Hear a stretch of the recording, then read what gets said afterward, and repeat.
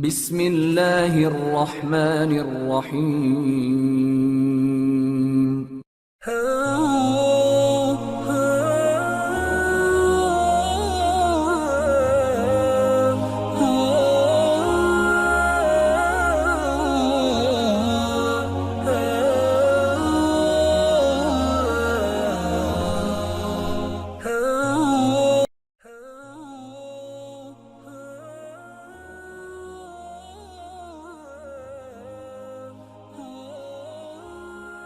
نبی کریم علیہ الصلوۃ والسلام کی ذات اقدس کے حوالے سے سلسلہ پنجتنی نے نوجوان نسل کی بہتر رہنمائی اور آگاہی کے لیے ایک سلسلے وار پروگرام حضور نبی کریم علیہ الصلوۃ والسلام کی امت کے لیے لمحہ فکریہ کے عنوان سے ترتیب دیا ہے۔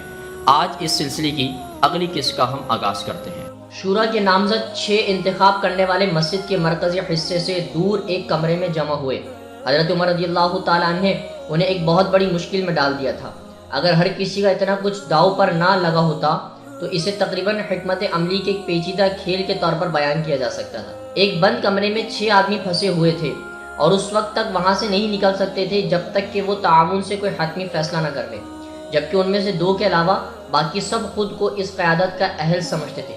مگر تمام شورا کے ممبر اس طرح کیسے راضی ہو سکتے تھے، کیونکہ فیصلے کے لیے آپسی تعاون آخری چیز تھی جس کے لیے وہ تیار تھے، اور ان میں سے ہر ایک کو کسی ایک شخص پر ہونا تھا۔ پھر ایسا کیسے ہو سکتا تھا کہ کسی کو کیا ملے گا؟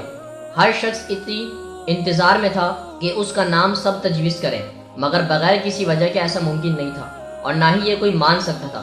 تیسری صبح تک ان سب نے اپنی مصلحت اور سمجھ کے تحت انہوں نے رسول اللہ کے 2 دمادوں یعنی حضرت علی اور حضرت عثمان غنی رضی اللہ تعالیٰ عنہ کے لیے انتخاب محدود کر دیا کہ اس کے علاوہ کوئی چارہ نہیں تھا۔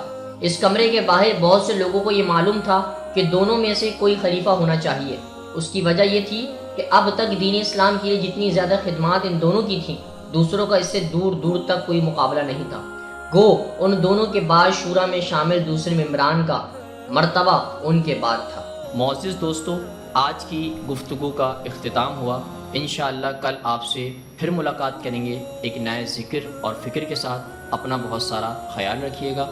اللہ حافظ۔